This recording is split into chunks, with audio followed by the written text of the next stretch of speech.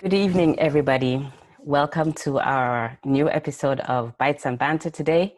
My name is Oladuni Stella. I am the chapter lead for Women in Tech Africa here in Germany. And today I have as my guest, Dr. Kemi DaSilva-Ibru. She is the founder of Women at Risk International Foundation based in Nigeria. They've been doing a lot of work during this period, especially during this pandemic. And I'm very happy to be able to welcome her onto our session this evening. Thank you very much for having me this evening, Ola. Thank you very much for being here. So I guess, we can just get started to try and discuss some of the things that are happening. I believe that you guys are on the forefront of what is currently happening. I do know that I think the executive director of the UN said that there is a shadow pandemic going on right now. And this involves violence against women and children. What is happening with your foundation right now? What are you guys doing? How is this, how are you pushing this dialogue? So like you rightly said, since the COVID pandemic broke out, there's been a global phenomenon of, fear, not just for one's health, but also for one's financial security. And to stem the actual spread of the virus in communities, over 90 countries instituted mandatory lockdowns as a preventive measure. And this clearly has been very effective because those countries that were implementing these measures early on, you could start to see that the curve was being flattened. However, what then transpired, unfortunately, was a shadow pandemic where we were seeing an increase in the number of cases of gender-based violence because more and more women were now trapped at home, isolating with their abusers. And this shadow pandemic was one that was seen across the world in different countries. Organization, the first thing that we noticed was with our 24-hour confidential helplines, we being made by women. There was a clear concern with regards to the issue of the increase in cases. And so we had to galvanize and implement safety measures to ensure that this indeed was something that we could successfully tackle. The organization addresses the prevalence of rape, sexual violence, and trafficking of young girls and women. And these are in communities across Nigeria, both in rural and urban settings. And we typically work under three pillars. We have our health, we have our education, and then our community service pillars. With our health pillar, we run a rape crisis center. And this is a center that's found in the epicenter of Lagos State. Lagos State is one of the many states in Nigeria with 36 states in the country. As you know, Nigeria is the largest country in Africa with 200 million people. Half of us are women. We're relatively young. So 64% of us are under the age of 24. And so when you have statistics like 1 in 4 girls would experience at least one violent sexual encounter before the age of 18, you're looking at over 10,000 girls every day. And this is pre-COVID. So the very first thing we did was appreciate that in spite of the lockdown, we had to remain open. The Rape Crisis Center serves as a beacon. We offer immediate care, both medically, psychosocially. We check for HIV, we offer the post-exposure drugs, and then of course we have to address social welfare because Nigeria is not a socialist or welfare country. So if you look at the narrative, gender-based violence globally, perpetrators are typically people well known to you. The areas of risk are usually places that are supposed to be safe. So when they come to the center and they can't go home, we have to ensure that they have shelter. If they're looking for law and seeking justice, we have to offer legal aid. And then many of them sadly make poor choices because they're financially constrained. So we have to look at their vocational skill set. So the center remained open since we opened in December of 2016 when the foundation was incorporated. We've been able to essentially care for almost 1,700 beneficiaries. However, in the period of the lockdown between March and June, we were seeing close to 300 cases over the period of that so far we've been dealing with. So it's been very challenging to say the least, and this is just in the urban centers alone. we also had to tackle the rural areas because 50% of us are still very rural. So yes, we had the center, it was up and running. Yes, we had 24-hour confidential helplines, so women could call in when they were trapped, so we could immediately offer safety measures and alert police. We had our social media platforms, so we had direct messages. We, of course, had a live chat on our website, so of course, ladies could access that too. But the woman in the rural area had no access to any of this. I mean, she was trapped at home without even a phone to call out. So we then had to look at that aspect, and we had to then implement our existing community service initiatives to address that as well. Okay, I just think about the challenge, especially when you talk about the rural areas. How do you actually identify these cases? Because I mean, if they can't get in touch, do you go from house to house, or That's basically what is the procedure? so under our community service pillar, we implement community-based programs in rural areas that are typically hard to reach. And the very first thing that we do is when we go into these communities is to identify who we refer to as gatekeepers. These are typically trustworthy members of the community that hold sway and have quite a large circle of influence. The very first gatekeeper that we trained were the traditional birth attendants. Now, these are women, mostly women, that live in these communities, and they essentially serve as the healthcare providers.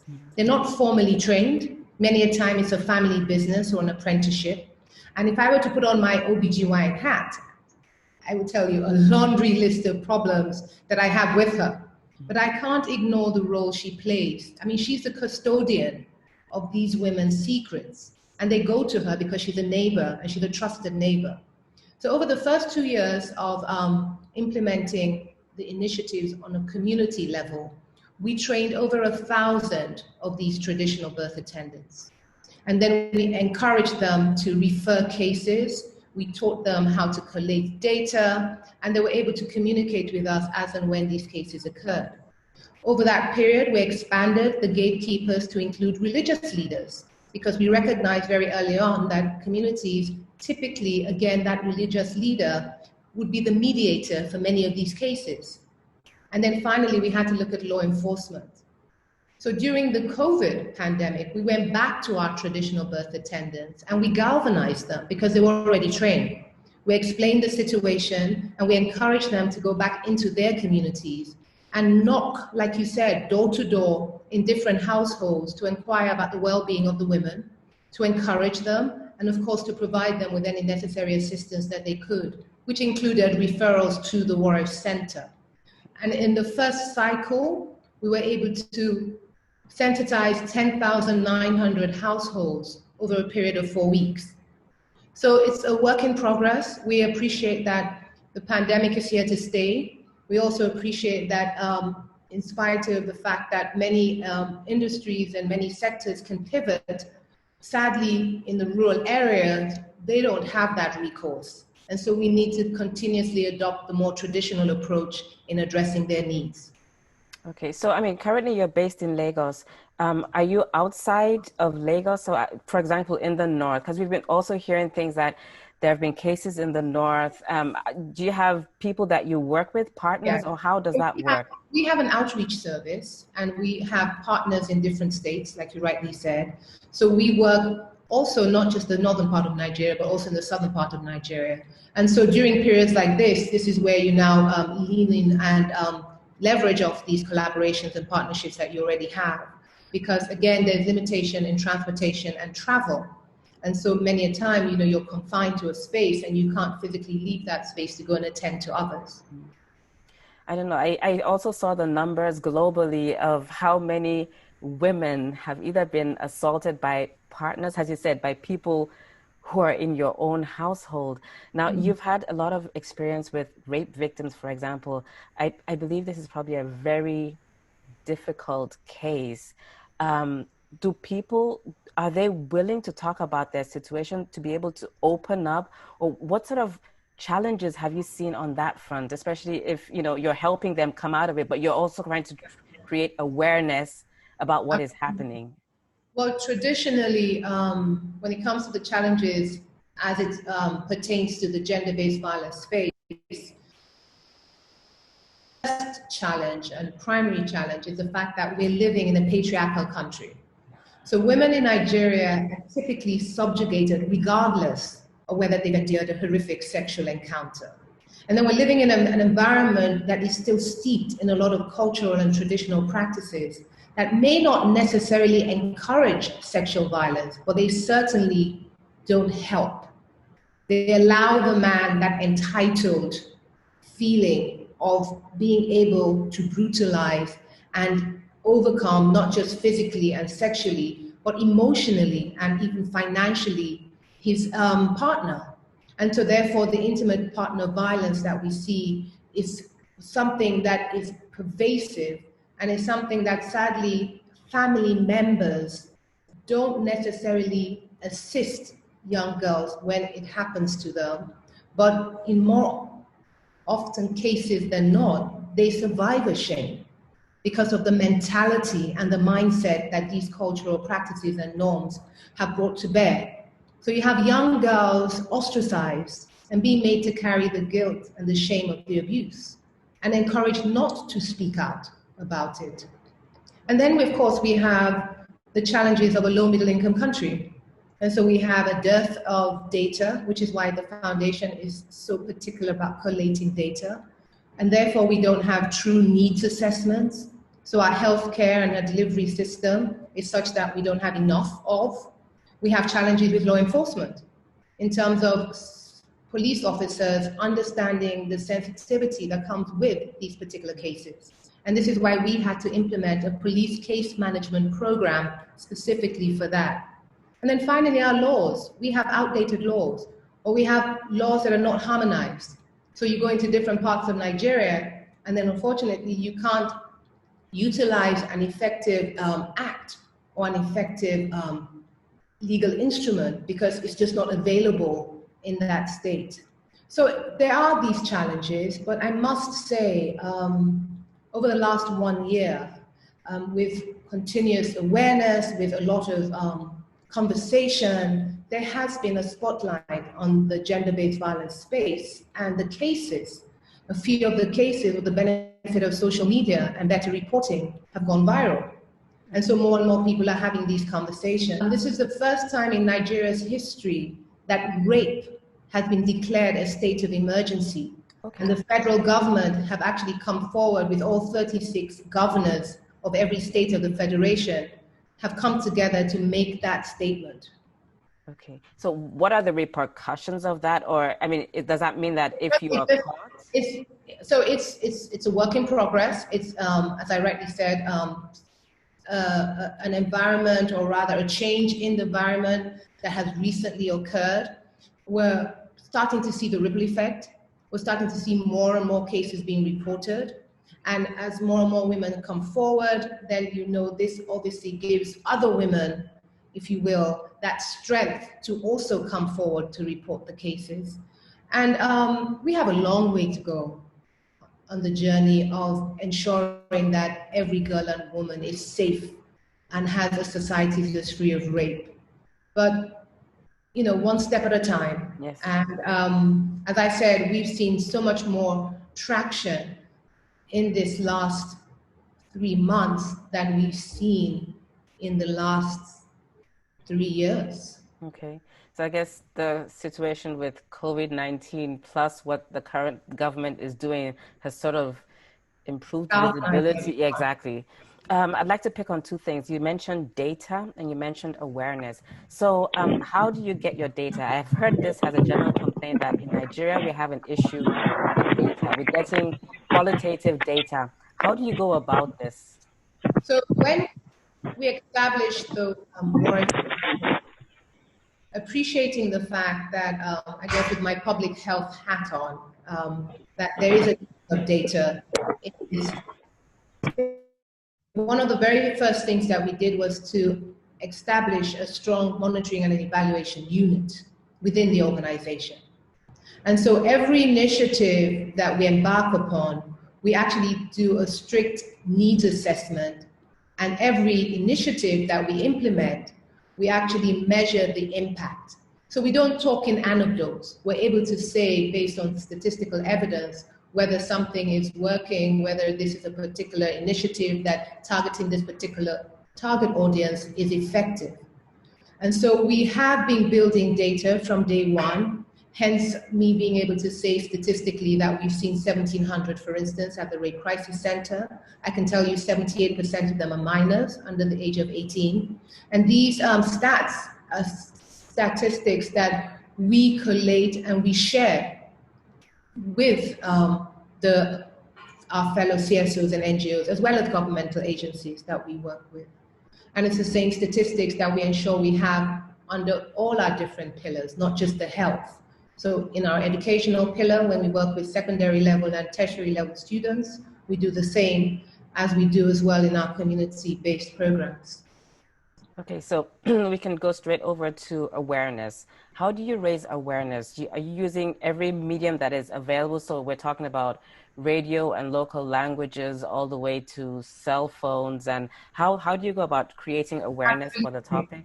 So awareness is, as you rightly said, we use all forms of media. We start with, focal group discussions, the door-to-door approach, the conversations. We have community-based programs referred to as Know Your Community, where we go into open spaces to have these conversations with different groups like marketplaces and so on. We leverage off our existing tech, as it were, with regards to our social media platforms, our websites. We certainly use traditional and online media. So we do have jingles, for instance, on our radio. We have TV, representation when a lot of our members do go on different shows to highlight the issue. And then, of course, we use the different online platforms that are available to push the message as well. Okay, I know that you worked together with SAP, and you're using an SAP product called People Connect 365. Can you tell us about this solution and how you are using it within the organization? So the SAP People Connect 365 was from the SAP Digital Interconnect Group, and it essentially is a cloud-based software. And this was a software that was adapted to a two-way SMS communication platform so that it could serve as a solution to our challenges. The target audience that we were dealing with were our community-based traditional birth attendants that I described a little earlier on. And as I mentioned, these are women that don't have access to the internet, and therefore we had no means of communicating with them if we weren't physically present. The challenge that came from that was, as you can imagine, because they were so difficult to reach, and because they were so far and wide, we only had limited resources to effectively see them no more than once a month. But with the SAP platform, we were able to put the midwives, I believe we started with 500 on the platform, to send on a weekly basis information. They were able to send words that we had taught them in real time if they had cases. And this was something that we never had. We were always told about cases after the fact and never in a timely fashion. And they were able to also collect data because we were able to now call and receive our data in a more timely and a more efficient manner. The application was used also to maintain a nice continuous communication between the traditional birth attendants and the key staff that worked at the foundation. Okay, so it sounds like, I guess we could say that pretty much tech has embedded itself in basically everything, especially when you talk about your digital platforms, how you reach people. I believe you're on Instagram, you're on Facebook, you're on Twitter also, and you're also on LinkedIn. So you're also trying to target the different people on these communities. Because I guess it's not only an issue that you find in the rural areas, even with the most educated people, there are people who've gone through sexual abuse today and cannot really talk about it, and affects them psychologically today. Absolutely. Absolutely. Rape has no criteria, I say. There's a specific woman that are targeted for being raped.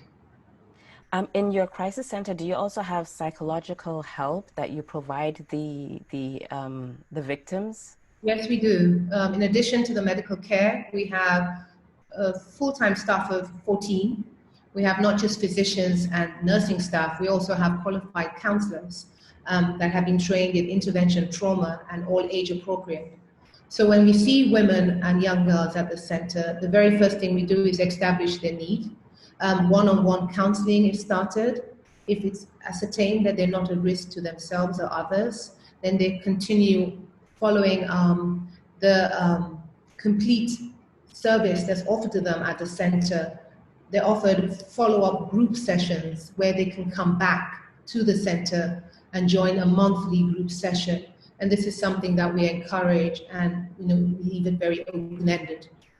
Okay. Yeah, because I just thought, I mean, your background, you're a doctor, and it would be nice to know a little bit about the person behind this foundation. Why don't you tell us a little bit about yourself? What made you take this up as something that you wanted to drive and that you wanted to solve? So my background, as you rightly said, is in medicine. I'm a specialist obstetrician and a gynecologist, and an actively practicing one. So I still run a practice on a daily basis. I also am a public health physician, and I guess I'm a bit of an academician as well. I'm just finishing up my PhD and starting to teach. Oh, wow. My experience with gender-based violence, you would say, started when I came back to Nigeria about 15 years ago.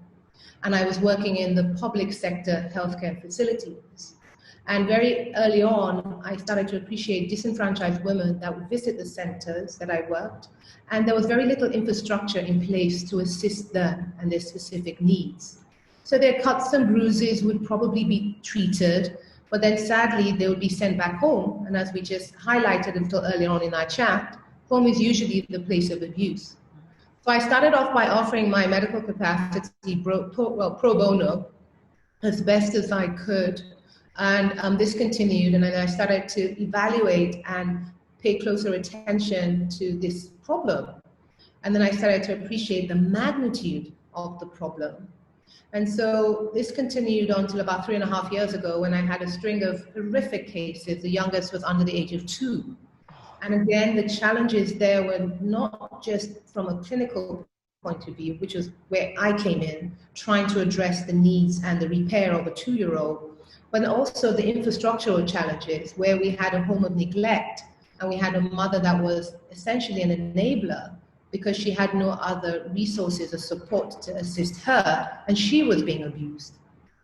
So when I implemented the organization, this prevalence, but to address it in a very deliberate approach. So the health aspects that have been abused need medical attention. Beyond that, they need emotional care and healing. And that's where we then partnered with the Washington, D.C. Rape Crisis Center so we could get the proper training for our counselors. So when they see the cases, they were adequately trained to be able to assist and offer the service that was needed. It was very clear from early on that we needed local staff because, again, we're very much a rich, proud cultural country. A big part of our culture and traditions were in our language. And so I needed staff that were privy to the sensitivity, the cultural sensitivity that would come and play a big role in these cases. And we were always very mindful of being totally inclusive.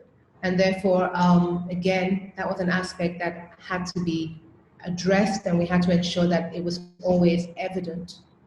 Moving on from starting the facility, then we had to be deliberate in the prevention. We had to start looking at, well, how do you prevent this problem? Because clearly this is a problem that is so ingrained in the society that it's almost permissible. So we had to look at the age of consent, which was 18. We had to look at the population that were most at risk, which was the adolescent age group between 12 and 16. And then we decided we would design and implement programs targeted to that group so we could start to change that narrative. And so the girls, the focus was on prevention, highlighting the need, and I guess essentially giving them the information that they needed because access to care is not something that's readily available. All the services that we offer at the WARIF Center, including the tests and the medication, come free of charge. And so these are costs that we absorb. And then with the boy child, we had to look at it through the lens of this is a potential perpetrator because he doesn't know better, because he's socialized in these homes of violence. And so we needed to change his narrative. And so we've started creating mentoring programs called the Boys Conversation Cafe to change that. And then finally, we looked at university students, because at that age, their issues were a little different.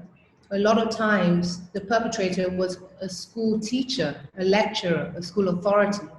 And there was the issue of sex for grades, where they were being forced to trade sexual favors. We started working with the UN Women in university programs.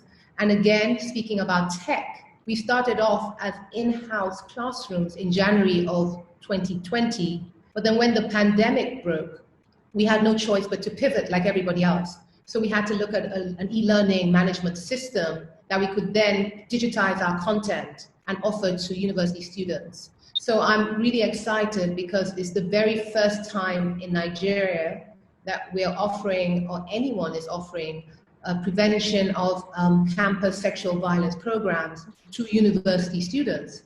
And now we have over 3,000 that have signed up from over 106 universities from across Nigeria for our very first cycle, which starts on Monday. So watch that space. Very excited. Well, congratulations. That is an achievement. Yeah, basically, I was just thinking that I guess because you've been doing this so long, you don't, what is that word? I listened to you talk and I basically have goosebumps, especially when you said the 2-year-old. It just hurt my heart. And as you said, I think it's very important also that we are also enabling our boys to understand what role that they play and what they can do to be against something like this, because it's Exactly. extremely important.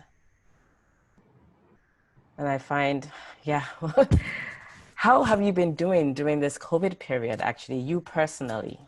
It's a lot. I mean, I think it's a lot for all of us. I mean, we have never been exposed to a situation like this where the world literally stops. And unfortunately, in my line of work, I didn't have the luxury of staying home because my cases increased. And so frontline work was something that one was, thrown into from the very first day. So there are challenges that ordinarily one would have even without the COVID pandemic. And now the COVID pandemic only unfortunately escalates these challenges and just makes it all the more harder for you to effectively offer the services in an efficient way. If I wear my other hat as an obstetrician, I mean, women are still pregnant. That's So true. women still need to see their OB regardless of whether or not there's a pandemic. Yes, that's And true. so that didn't actually slow down either. So I would say that, yes, it's been a very busy time with both hats. Okay, I can imagine. I mean, for many people who have the opportunity to work from home right now, it's also been a challenge with your Absolutely. family in parallel, and you don't really know what to expect. And I think for you now, because I think I saw that you made a call for, or you were donating for PPE Yeah, for your staff. absolutely. Because when we recognized the fact that we had to stay open, I was also very much aware of the fact that I could not expose my frontline workers to the risk of the virus. And also, it would have been irresponsible to see women from the community and not be protected or prevent the possibility of the transfer of the infection between us and them. Yes. And so for us to stay open, we had to raise funds because kits are not cheap and PPE kits are necessary as part of the day-to-day so we could effectively do the work.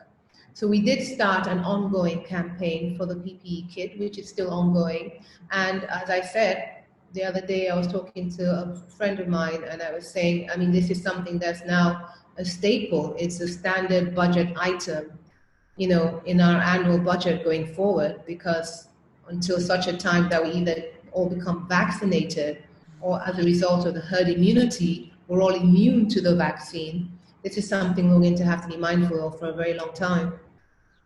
That is true. So, a question to you. Do you have a call to action for not only the people listening to you here right now, but the people who will be watching the video? Is there something you need or you are requesting for that will help you currently during this period, especially for a WARIF?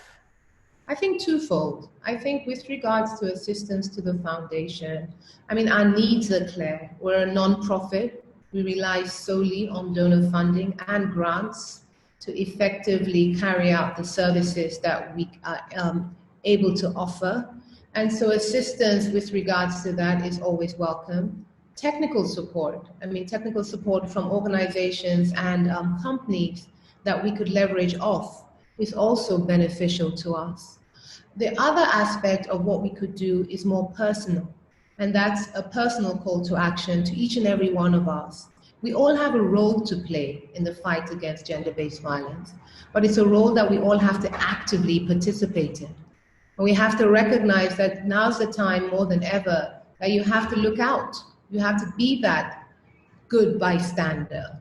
You have to go in and have those awkward conversations with those friends and those colleagues that you do suspect something untoward is going on in their homes, because you just might save a life. And then finally, you have to believe the survivor. I'm living in an environment now where women are afraid to speak out because primarily the first thought is, no one's going to believe me. And it sounds very simple, but it's such a massive, massive pivotal point that could totally change the narrative of gender-based violence if we openly create an enabling environment and we believe all survivors. Wow.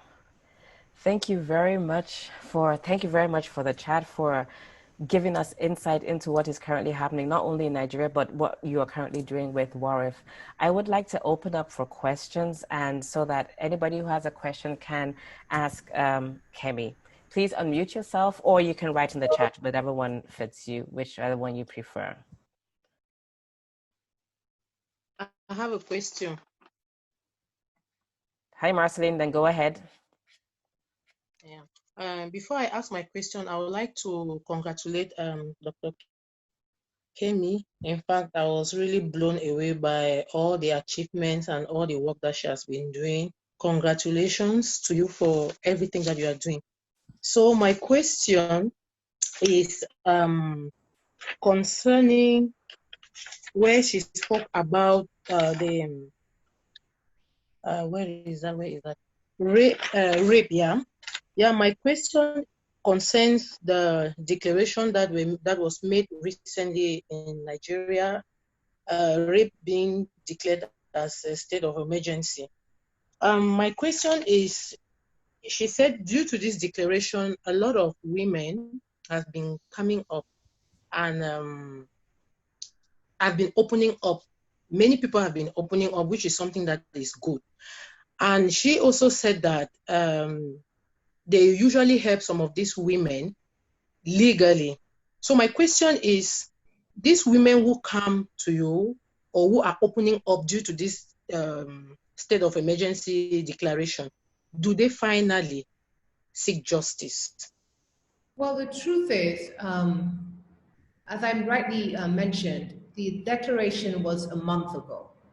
And so this is an evolving situation that we're living through as we speak.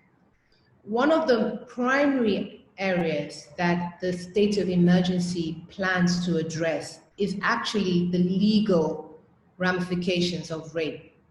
As I mentioned earlier, unfortunately in Nigeria, we do not have harmonized laws across our 36 states. And many of our outdated in the language and in the reference. So with rape, for instance, traditionally based on our criminal code, the language was set such that when you discuss rape, the gender is only female and not male. And then when you discuss rape, the scenario is never with multiple partners. So there was no such thing as gang rape. Typically, the perpetrator was referred to as one individual. And then the time given to report the case was finite. It was a very short period of time. So what then happened was an amendment of our laws. And this amendment, this VAP Act, as we refer to it, was actually adopted in 2015. But to date, only 14 states of our 36 states have actually domesticated the law. So when this state of emergency was announced, one of the very first things that was announced was harmonizing this law, ensuring that this law is domesticated across all 36 states. I mean, in the last month, we have seen a significant leap with 2 states domesticating it. I mean, this is a law that's been around for 5 years. And for 5 years, we only had 10 or so states that had domesticated it. So, as I said, it's a work in progress. We anticipate that it's going to hopefully gather momentum. As with all moments in history, you know, it takes just that one moment, it takes that perfect moment where everybody says enough to a social injustice. And then suddenly you start to see that galvanized effect. And working in this space, I can see the beginnings of it. And I'm excited and I'm hopeful that it continues and it gathers momentum. Thank you. Does anybody have another question for Dr. Kemi? Yes, I have a question. Can you hear me? Yes, we can. Hi.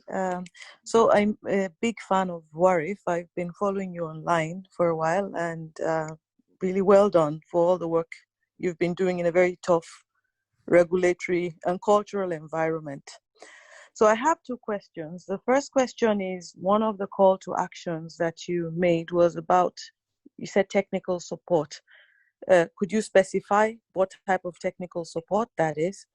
And my second question is, so I'm a Nigerian in diaspora, but obviously very interested in Nigeria. So I've been following, there have been several cases of high profile people over the last, I would say particularly last year, but over the last 3 to 5 years, who've spoken out about the cases of abuse that or rape that they've gone through.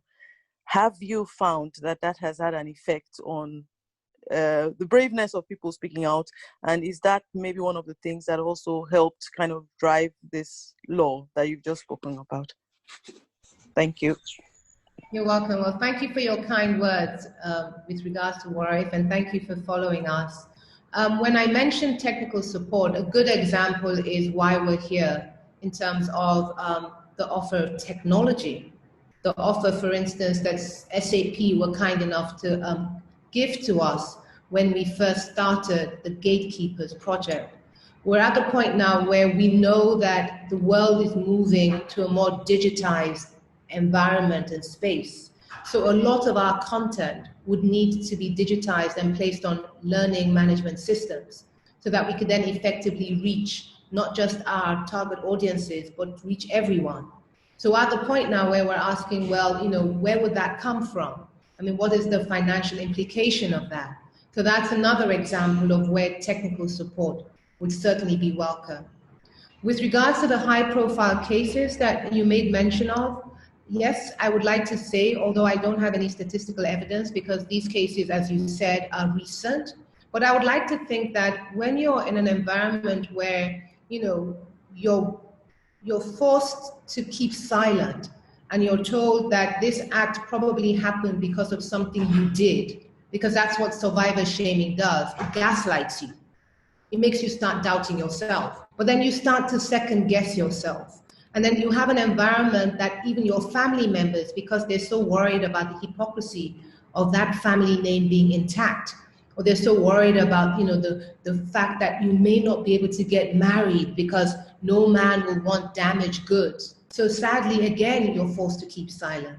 So when you have those scenarios and then suddenly you have these young women, strong women coming forward and speaking their truth, and the social media goes viral with it, there's bound to be an impact. And I agree with you that I think that that has a lot to do with those cases, as well as I mentioned, that moment, as well as the state of emergency, as well as the fact that perhaps everybody at this point in time is saying enough. Thank you for that. Any more questions? Just unmute yourself if you have a question, or you can write the question in the chat. But I don't want to force anybody because we are actually practically at the end of our session. And I would like to say a very big thank you to you, Kemi, for joining us this evening. Can people who want to donate can reach out to you basically on your website. So I think all of the information is available. I thought I would just quickly put it in the chat as well. Please do. So if you want to donate to WARIF, please, she's put the link in the chat. You can read also more on their activities on their website. And regarding the technical help, maybe we'll just have to talk with you again exactly what it is that you are looking for and how, what help could look like in this situation for you. Thank you very much.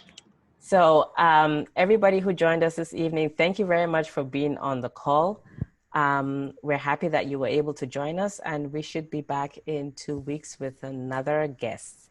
Kemi, have a wonderful evening. Thank you for joining us all the way from Nigeria, and take care, everyone. Bye-bye. Bye-bye. Thank you very much for having me, Ola. And thank you. a good weekend, everyone. Thank you. Bye. Bye-bye.